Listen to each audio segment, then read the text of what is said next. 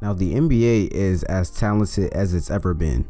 It's stacked with all-time great talent and all-time great teams. But what if today we just pick out the 10 best players in the NBA? Now obviously this is a tough task with how many great players there are in the NBA. I mean, there's talent all across the NBA that's top 10 worthy, but today we can only pick 10. So if you haven't already, make sure you leave a like, subscribe, comment down below. Now without further ado, let's go. Now some honorable mentions for today are Jimmy Butler, Kyrie Irving, Damian Lillard, and Jason Tatum. At number 10, we've got Nikola Jokic. Now Nikola Jokic is at the top of the MVP race as far as I'm concerned, and it's for good reason. I mean, he's giving you 26 points per game, 8 assists per game, and 11 rebounds per game on an extremely efficient 56% from the field, and is shooting 41% from 3 for a big man, which is insane. He's the most important player on the Nuggets, and he plays in every single game. He runs the offense, and for a center, that is crazy. And you could argue that he's the best center in the league right now. I mean, he's shown that he can perform in the playoffs and even elevate his play in the playoffs. And that was all on full display last year in the bubble. And you could argue that he's probably the most skilled big man of all time too. I mean, all-time great passer, all-time great shooter for a big man, really good handle, and extremely high IQ. Now the only downside to Jokic would obviously be his defense. I mean, his defense just simply isn't good enough. And while he's playing on the team that simply does not have great team defense, that's even worse. Now even though he's not good on defense, I wouldn't say he's a liability. Because I mean, he's still smart enough to get his hands up, he's still smart enough to get in passing lanes, and he's a pretty big heavy center, so it's hard to move him out the paint. And that makes him an effective rebounder also. But nonetheless, Nikola Jokic is a generational type talent, and that's why I have him at number 10. Now at number 9, we've got Luka Doncic. Luka Doncic is simply a superstar.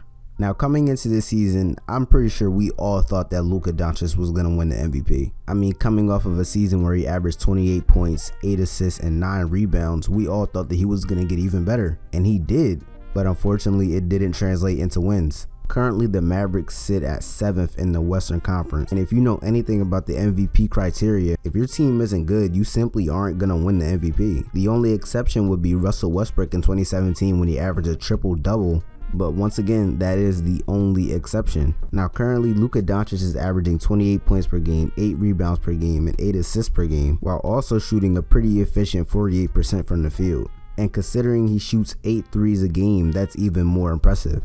Now while he is averaging 8 assists per game, he is turning the ball over 4 times a game, which is not good.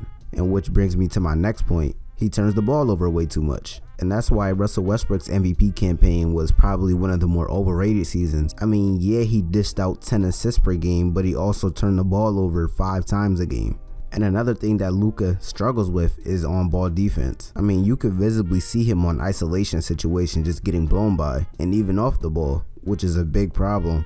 Now, even though in the bubble last year, Luka Doncic did have a really good first round, you could even make the argument that if Kristaps Porzingis wasn't hurt, they probably would have beat the Clippers. I think I need to see this for one more season.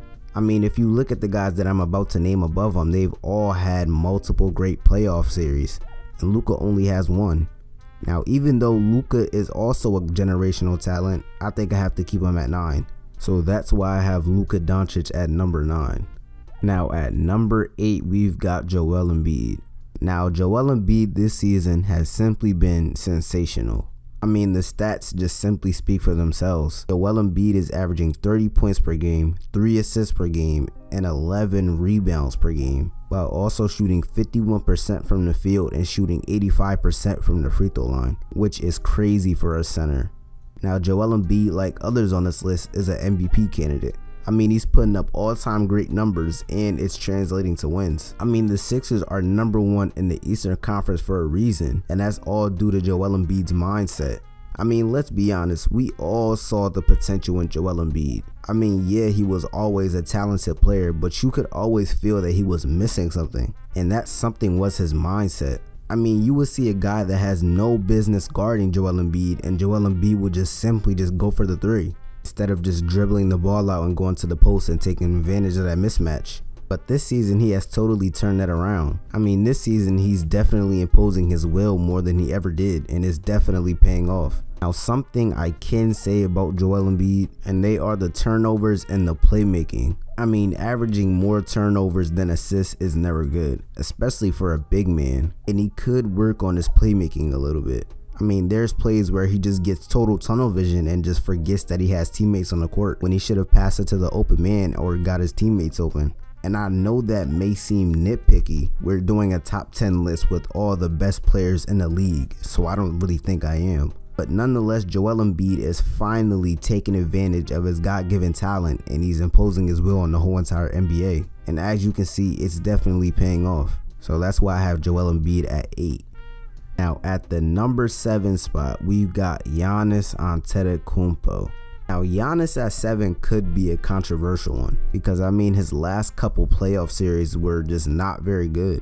I mean, it got to a point where he was literally a liability to have on the court because of his glaring weaknesses. I mean, you could argue that that alone could knock him a couple spots down, but I mean, I don't think it should, because I mean, nonetheless, Giannis is truly one of the most special players in the NBA. I mean, he's giving you 28 points, 11 rebounds, and 6 assists on ridiculous efficiency, shooting 56% from the field. And not to mention that Giannis literally excels in everything but shooting. And he is literally one of the main reasons why the Bucks have such a high rated defense. Now there is something I can say about Giannis, and that's obviously that he can't shoot. And I honestly think that at least getting a mid-range would help his game out tremendously, because I mean, you're not going to be able to back off that far. You're going to have to respect his mid-range game, and if you come up too high, then he'll simply just drive by you. And yeah, in the playoffs, he hasn't played very well, but I think that this season should be different because I mean, he plays winning basketball and he should be really motivated. I mean, the Heat essentially just shut Giannis down last season and exploited all his weaknesses. I mean, in order to be pretty high on this list, you can't be a guy that when I run a simple defense on you, you just get shut out. And that's what happens to Giannis. But like I already said, I mean, the fact that what he does translates to wins and the sheer talent alone, he's pretty high on my list. And that's why I have Giannis at 7. Now at 6, we got James Harden. Now James Harden's a tricky one because in the playoffs, he's had a lot of up and down moments. I mean, it's like one time he's on and then another time he's off. And it's almost quite literally series by series. Now this season, James Harden is averaging 25 points per game, 11 assists per game, and averaging 9 rebounds per game. I mean, that stat line alone is insane. And considering that the Nets are second in the Eastern Conference right now, I think it's safe to say that he's playing winning basketball. Now, even though he has all of those great stats, there are a couple things that scare me, and that's the efficiency. I mean, he's shooting 46% from the field on 17 shots a game. And to superstar standards, that is not very good. I mean, there's guys who take around the same amount of shots as James Harden and are simply more efficient. And also another thing are the turnovers. I mean, yeah, he's averaging 11 assists per game, but he's also turning the ball over 4 times a game. And turning the ball over while being your team's primary ball handler is just simply not good. And Harden is playing with 2 other all-stars, so I don't really think there should be an excuse for him turning the ball over 4 times a game. And another benefit of having 2 all-stars on your team is that your efficiency should go up. And there's no reason why he should be shooting 46% from the field. But nonetheless, James Harden is just simply one of the top 3 scorers in the NBA. I mean, as far as scoring versatility, he's probably one of the best right now. I mean, he can take you off the dribble, play bully ball against you, finish over any big man, shoot any 3. I just think he needs to translate that through the playoffs more consistently. And that's why I have James Harden at my 6th position. Now at number 6, we've got Anthony Davis. Now let me get something clear here. Now I do understand that Anthony Davis has been injured for most of the season, but this list is not just this season, because to be honest, Anthony Davis this season just hasn't been playing like a top 10 player. Now even though he hasn't been playing like a top 10 player, his stats aren't really that bad. He's averaging 21 points, 8 rebounds, and 2 blocks a game, while also shooting 52% from the field. And while he's only played 24 games this season, before he went out, he was a Defensive Player of the Year candidate. I mean, Anthony Davis, you can make an argument that he's one of the most talented players in the league. I mean, deadly mid-range shot, all NBA defense, versatility which makes him hard to deal with for any team. But we all know the real reason why Anthony Davis is here. and that's because of his bubble run last year in the playoffs. I mean, Anthony Davis last season in the bubble in the playoffs just simply was amazing. In the playoffs last season, he averaged 27 points, 9 rebounds, and 3 assists on a ridiculous 57% from the field, while also shooting 3 threes a game for a big man. I mean, that's just insane. And if LeBron James wasn't on his team, he most definitely would have won Finals MVP. I mean, he's no lower than the 4th best playoff performer on this list. He's no lower than the 3rd best defender on this list. And he's a top tier scorer. And he's also shown that he can play winning basketball. I mean, before he went out, the Lakers were top 2 in the Western Conference. And last year, they finished with the 1st best record in the Western Conference. So not only does his talent back him up, but his playoff success backs him up and his team success backs him up. Now, I know that team success is a pretty dumb way to measure how good a player is, but I mean, it kind of matters a little bit. And that's why I have Anthony Davis at 5. Now, at number 4, we've got Kawhi Leonard.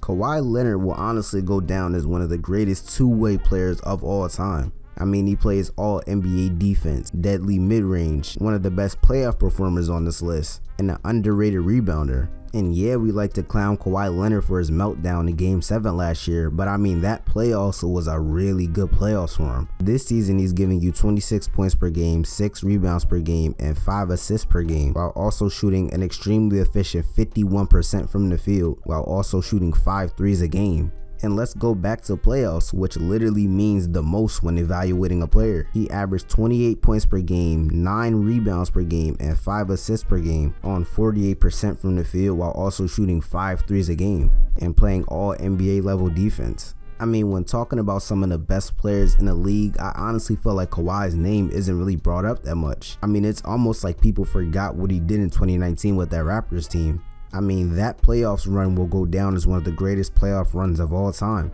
Now, Kawhi Leonard is one of the best two-way players in the league right now, and I honestly feel like people are starting to underrate him now. But that's why I have Kawhi Leonard at number 4. Now, at number 3, I've got Steph Curry. I mean, Stephen Curry is just one of the greatest players of all time. Point blank, period. I mean, one of the greatest shooters of all time, one of the greatest ball handlers of all time, and single-handedly changed the NBA forever. I mean, you've got guys out here shooting 30 feet out who have no business doing that because of Stephen Curry. Now, currently, Stephen Curry is averaging 31 points per game, 6 assists per game, and 5 rebounds per game, while also shooting a ridiculous efficient 48% from the field, while also shooting a ridiculously amount of threes at 12 threes a game.